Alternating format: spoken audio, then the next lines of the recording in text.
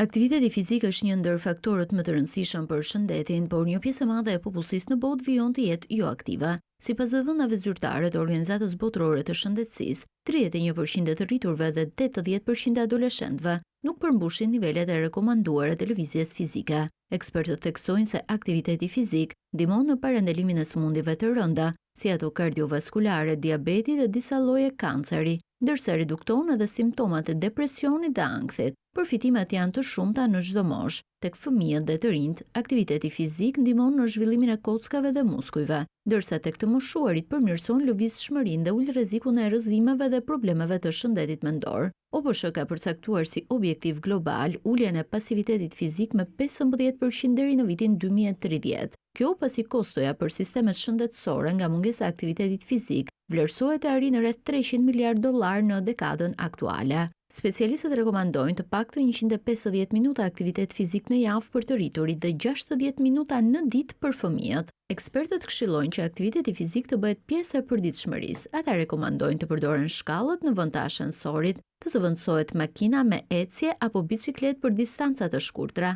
si dhe të reduktohet koha e qëndrimit ulur.